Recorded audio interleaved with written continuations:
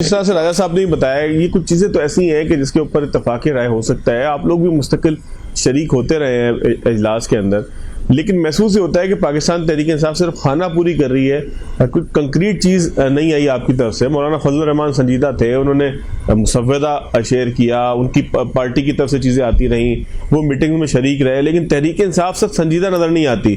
तो क्या रियासती मामलात में, आइन कानून के मामलात में, कि जहाँ इत्तलाक बहुत सारे लोगों पर होता हो, वहाँ पाकिस्तान तहरीक इंसाफ को अपना पार्लिमानी किरदार अदा नहीं करना चाहिए था?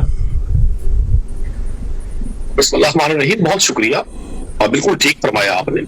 पहली बात तो है, जहां तक रियासत की बात है, रियासत हमारे लिए उतनी ही बावकार और उतनी अहम और उतनी ही काबिल इज्जत है जितनी भी किसी भी मुहिब वतन पाकिस्तानी के लिए होनी चाहिए।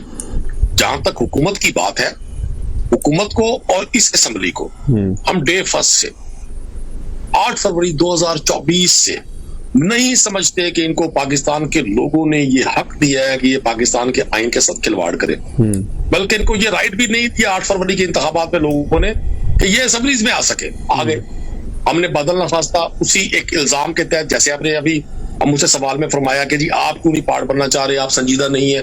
हम बिल्कुल संजीदा है। हमने इसी तासुर को जाहिर करने के लिए पूरा रोल प्ले करने की कोशिश की। पार्ट ऑफ द असेंबलीज बने, पार्ट ऑफ द सिस्टम बने, बाकायदे अवान के इंतखाबात में स्पीकर, डिप्टी स्पीकर के इंतखाबात में हिस्सा लिया, इवन कायमा कमेटी तक ज्वाइन की, ताकि डेमोक्रेसी डिस्टर्ब ना हो। जैसे तैसे भी है ये निजाम चले। अल्टीमेटली पाकिस्तान का कानून और आइन हक जिस शख्स को देता है वो पाकिस्तान का कॉमन मैन है कि वो अपने नुमाइंदों को मुंतखब करे। मैं ये समझता हूँ और मेरी जमात ये समझती है, और पाकिस्तान के वो लोग जो कानून और आइन को समझते हैं, उसमें बार काउंसिल्स हैं, उसमें रेड जज साहबान हैं, उसमें आगे मीडिया के बड़े संजीदा और सीनियर लोग हैं कि ये जो कानून साजी है ये बुनियादी तौर पर 2024 8 फरवरी के इंतखाबात को किसी भी तरह लेजिटिमाइज करने के लिए की जा रही है। इसका कोई ताल्लुक नहीं है अवाम की वेलफेयर से, कॉमन मैन की जिंदगी में किसी बेहतरी से। लोअर जुडिशरी में जो हाल है, क्या उसके हवाले से किसी जगह को सोच पाई जाती है?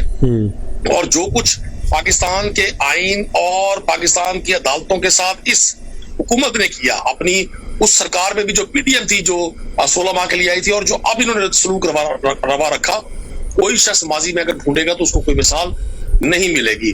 हमें आज भी इस बात का 100% से ज्यादा यकीन है कि ये हुकूमत का मकसद सिर्फ तहरीक इंसाफ को, अपने पॉलिटिकल अपोनेंट्स को टेक्निकली नॉकआउट करना है। ये सियासी मैदान में हमें नहीं शिकस्त दे सके। इन्होंने जबर से, लाठी से, जुल्म से, FIR से, हर वो सरकारी मशीनरी के इस्तेमाल से जो किसी भी शख्स के ह्यूमन राइट्स को खत्म करती है, किसी भी शख्स को से बोलने की आजादी छीन लेती है, इन्होंने वो तमाम पावर इस्तेमाल की जिनकी आइन में गुंजाइश नहीं थी। अब ये जो कानून साजी करने की कोशिश की जा रही है, और मैं बिलावल जरदारी साहब को सुन रहा था, वो बड़ा फरमाते हैं कि जी मिसाक जमहूरियत में ये था और हम मिसाक जमहूरियत का जो गैर मुकम्मल एजेंडा है उसकी तकमील कर रहे हैं। भाई मिसाक जमहूरियत में कहाँ लिखा हुआ था कि यूसुफ रजा गिलानी की कमेंट होगी तो नवाज शरीफ साहब काला कोट पहनकर सुप्रीम कोर्ट चले जाएंगे उनके अगेंस्ट? मिसाक जमहूरियत पे जो कुछ था, अगर आपको इतना ही मिसाक जमहूरियत अब याद आ रहा है, तो आपकी 2008 से 13 तक की गवर्नमेंट थी, आपकी फिर लास्ट टाइम इकट्ठी गवर्नमेंट थी, आपको उस वक्त ये चीजें याद नहीं आई। ये एक दो लोगों को बेनिफिट देने के लिए, जिनके साथ ये समझते हैं कि ये इजी होंगे, और फ्यूचर में जो इनके बिहाइंड द सीन एग्रीमेंट्स हैं इनकी सपोर्ट के, वो पाया तकमील तक पहुंचेंगे। मुझे अभी भी ये यकीन है, खदशा था, लेकिन अब यकीन है कि जब ये आईनी तरमीम टेबल होंगी, एक्चुअल लोगों को उस वक्त पता चलेगा। राजा साहब बड़े मोहतरम है, बड़ी शाइस्ता और बड़ी वाइस है PMLN की। मुझे तो इनका मैं बड़ा एहतराम करता हूँ। मैं नहीं समझता कि किसी भी रुकन असेंबली को, वो PMLN से, वो पीपल्स पार्टी से हो, मां सिवाय 2 4 5 लोगों के ये इदराक भी हो, ये इंफॉर्मेशन भी हो। ऐसा नहीं है, अभी राजा साहब ने फरमाया कि जी वो टेबल होने से फिर पब्लिक हो जाएंगी और लोग डिस्कस करेंगे। भाई जब आपने 18th अमेंडमेंट की थी, 9 माह वो अंडर डिस्कशन रही। बार काउंसिल ने डिस्कस किया, सिविल सोसाइटी ने डिस्कस किया, सोसाइटी के डिफरेंट कंपोनेंट से उसको अपने डिस्कशन के अंदर रखा, और फिर वो 18th अमेंडमेंट